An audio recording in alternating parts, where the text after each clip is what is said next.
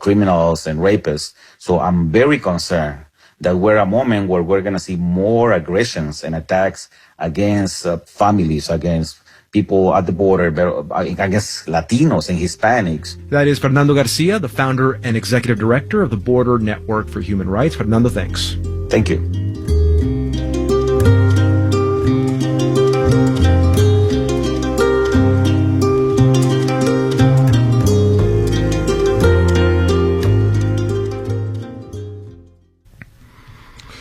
It's 6:50 Marketplace. Morning Report is next, and later on Morning Edition, as the most intense days of the COVID-19 pandemic begin to fade from public life, anti-vaccine activists are still staying busy.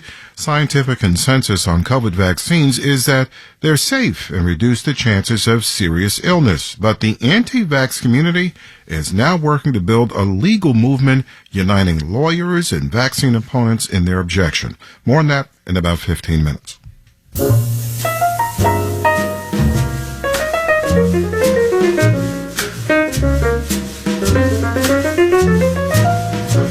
58 and partly sunny out there right now. Partly sunny today and 68 for a high.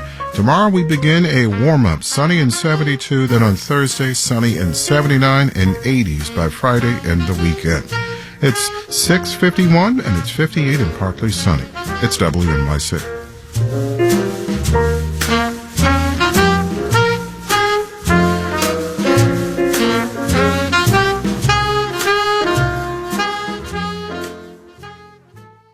Support for WNYC comes from Bank of America, offering access to resources and digital tools designed to help local to global companies make moves for their businesses. Learn more at bankofamerica.com/banking for business. On the next All of It, between book banning and threats to writers, the freedom to read is under attack. This week, PEN America is hosting its annual World Voices Festival to uplift writers and support freedom of expression. We'll talk about it with an author and a PEN official. And musician Rodney Crowell. I'm Allison Stewart.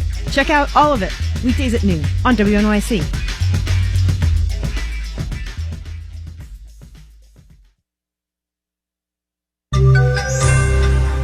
Another day, another step towards financial catastrophe. Marketplace Morning Report is supported by Viking. Exploring the world in comfort, Viking offers a small ship experience with cultural enrichment and destination-focused dining. More at Viking.com.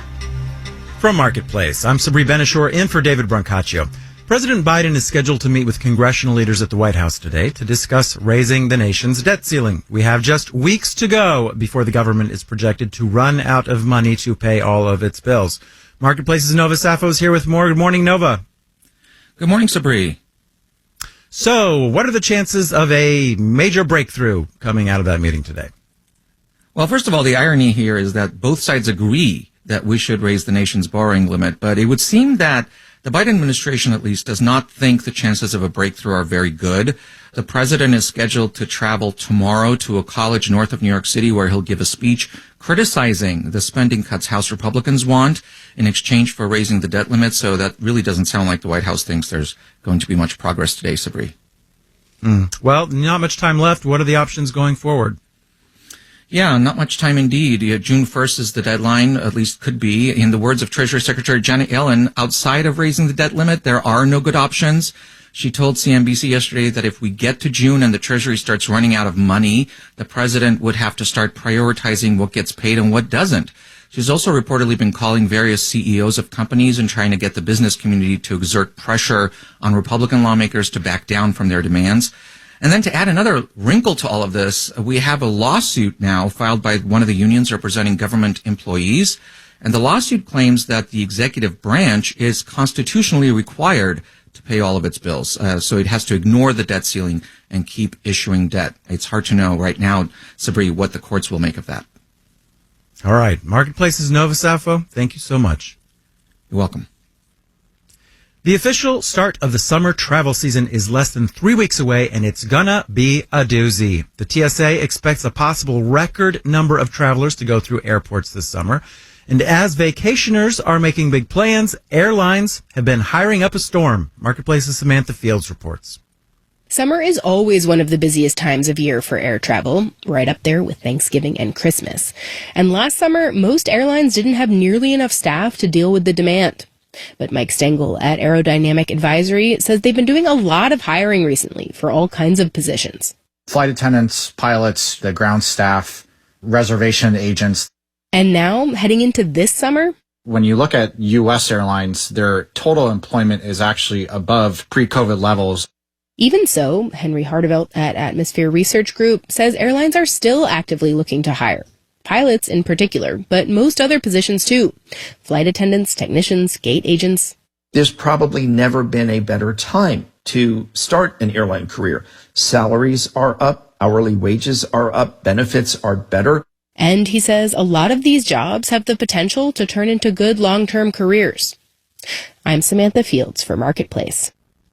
Of course, a big question remains as to whether we'll see the flight delays and cancellations we saw last summer. In December, which was the last big travel season since the summer, a quarter of flights were delayed and nearly a third weren't on time. Air traffic controller shortages have led to airlines cutting flights in advance in places like New York.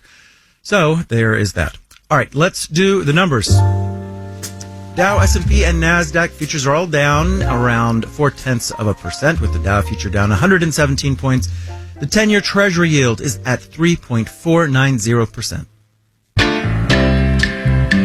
Marketplace Morning Report is supported by Amazon Business. From small business to big enterprise and everything in between, Amazon Business helps simplify the supplies buying process. Amazon Business, your partner for smart business buying.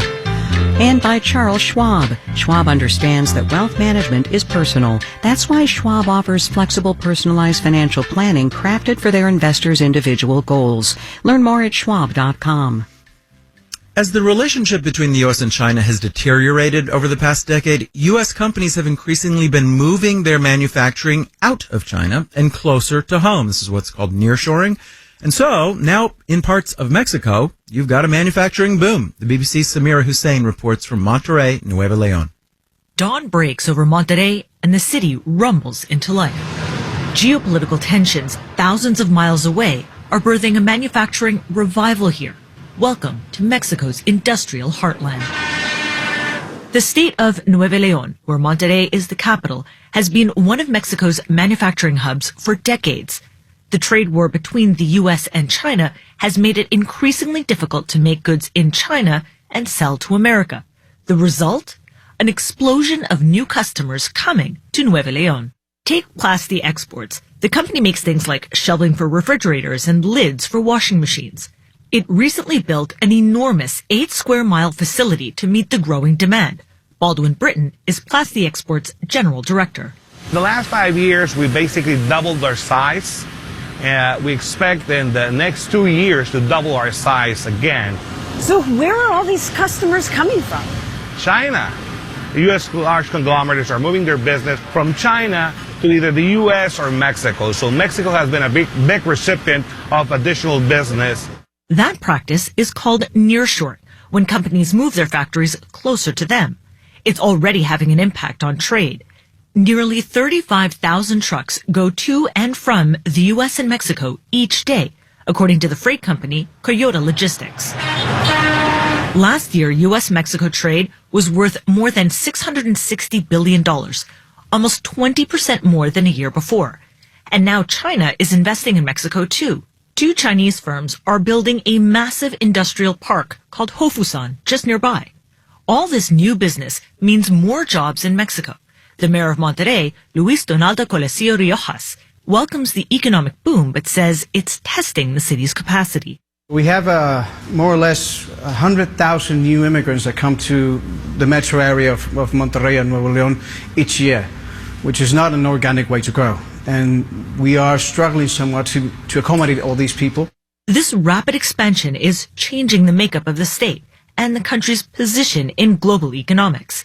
If this pace of growth continues, Mexico could soon rival China as the world's factory. In Mexico, I'm the BBC's Samira Hussein for Marketplace. Our producers are James Graham, Ollie Dalbertanson, Ariana Rosas, Alex Schroeder, and Erica Soderstrom. Our senior producers, Meredith Gerritsen-Morby. In New York, I'm Sabri Benishore with the Marketplace Morning Report. From APM, American Public Media.